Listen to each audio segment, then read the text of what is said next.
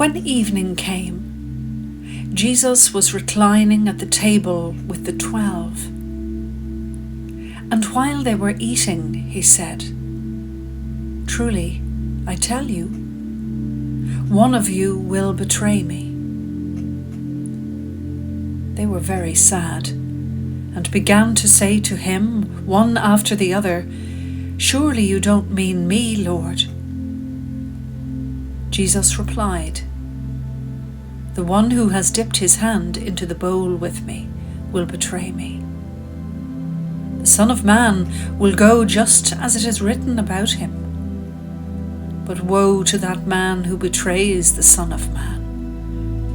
It would be better for him if he had not been born." Then Judas, the one who would betray him, said, "Surely you don't mean me, Rabbi." Jesus answered, "You have said so."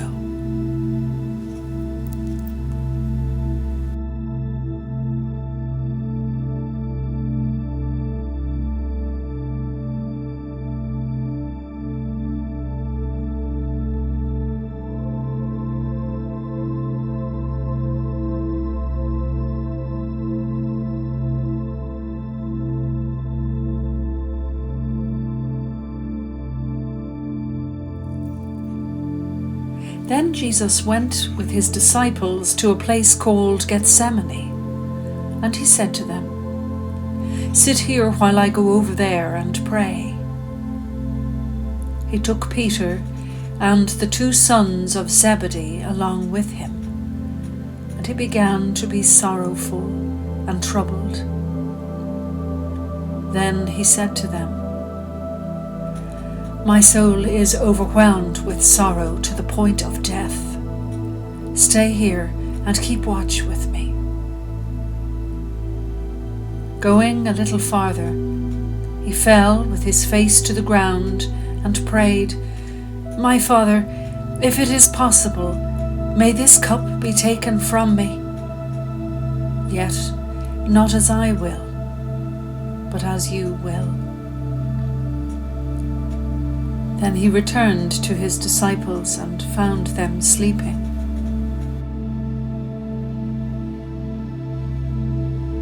"Couldn't you men keep watch with me for 1 hour?" he asked Peter. "Watch and pray, so that you will not fall into temptation. The spirit is willing, but the flesh is weak." He went away a second time and prayed, "My Father, if it is not possible for this cup to be taken away unless I drink it, may your will be done." When he came back, he again found them sleeping because their eyes were heavy.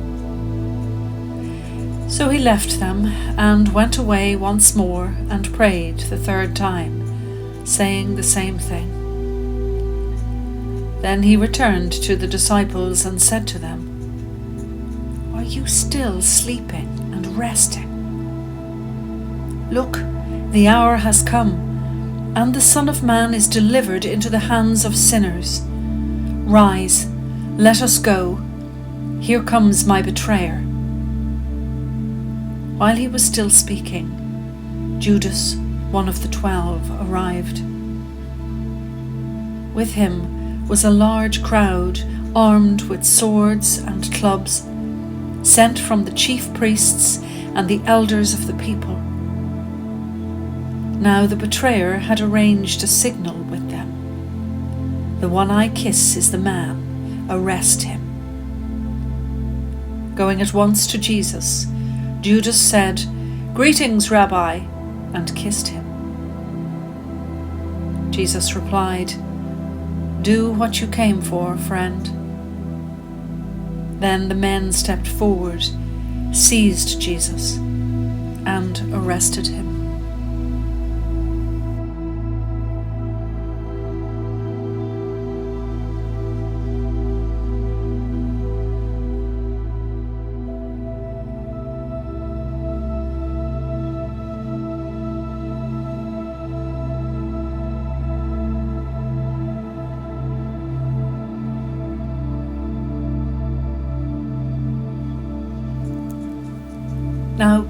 Peter was sitting out in the courtyard, and a servant girl came to him. "You also were with Jesus of Galilee," she said. But he denied it before them all. "I don't know what you're talking about," he said.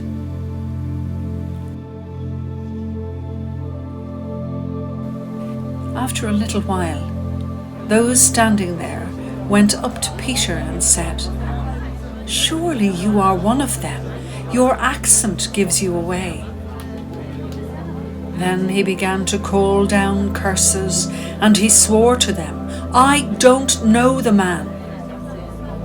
Immediately a rooster crowed. Then Peter remembered the word Jesus had spoken. "Before the rooster crows, you will disown me 3 times." And he went outside and wept bitterly.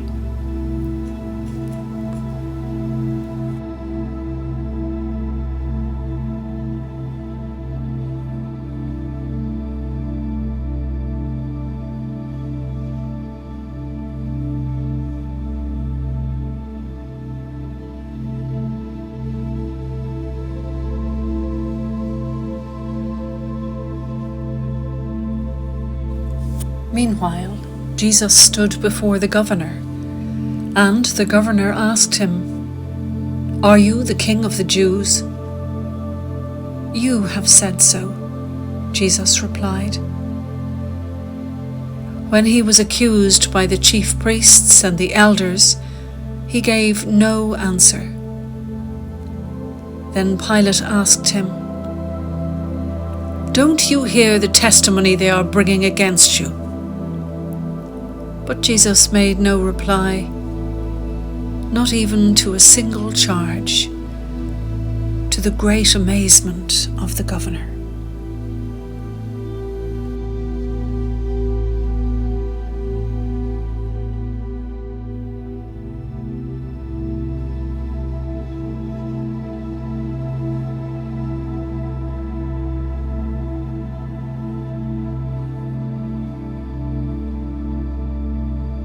After they had mocked him, they took off the robe and put his own clothes on him. Then they led him away to crucify him. As they were going out, they met a man from Cyrene named Simon, and they forced him to carry the cross. They came to a place called Golgotha, which means the place of the skull. There they offered Jesus wine to drink, mixed with gall, but after tasting it, he refused to drink it. When they had crucified him, they divided up his clothes by casting lots, and sitting down, they kept watch over him there. Above his head they placed the written charge against him: "This is Jesus, the King of the Jews."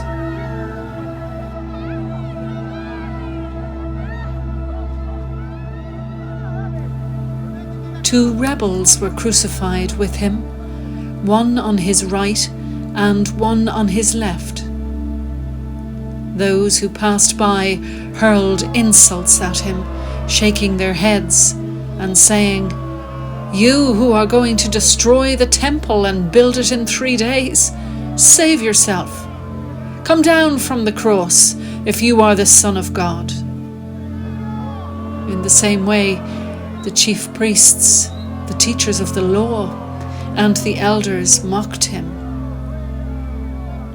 "He saved others," they said, "but he cannot save himself. He's the King of Israel. Let him come down now from the cross, and we will believe in him. He trusts in God. Let God rescue him now if he wants him. For he said, 'I am the Son of God.'"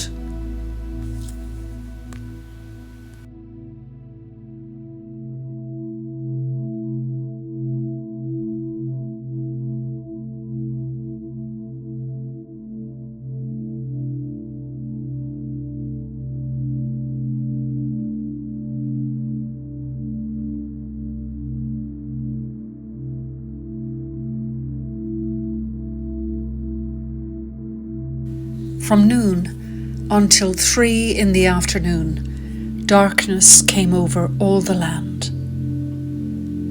About 3 in the afternoon, Jesus cried out in a loud voice, "Eli, Eli, lema sabachthani," which means, my God, why have you forsaken me?" When some of those standing there heard this, they said, "He's calling Elijah." Immediately one of them ran and got a sponge. He filled it with wine vinegar and put it on a staff and offered it to Jesus to drink. The rest said, "Now, leave him alone. Let's see if Elijah comes to save him." And when Jesus had cried out again in a loud voice, he gave up his spirit. At that moment, the curtain of the temple was torn in two from top to bottom. The earth shook, the rocks split, and the tombs broke open. The bodies of many holy people who had died were raised to life. They came out of the tombs after Jesus' resurrection and went into the holy city and appeared to many people. When the centurion and those with him who were guarding Jesus saw the earthquake and all that had happened, they were terrified and exclaimed, "Surely he was the Son of God."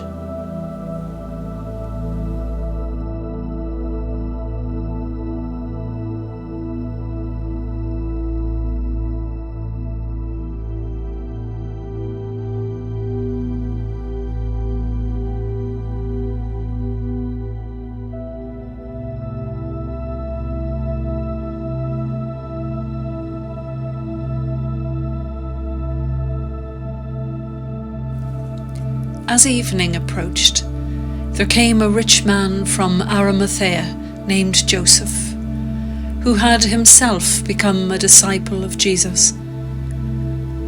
Going to Pilate, he asked for Jesus' body, and Pilate ordered that it be given to him. Joseph took the body, wrapped it in a clean linen cloth, and placed it in his own new tomb that he had cut out of the rock. He rolled a big stone in front of the entrance to the tomb and went away.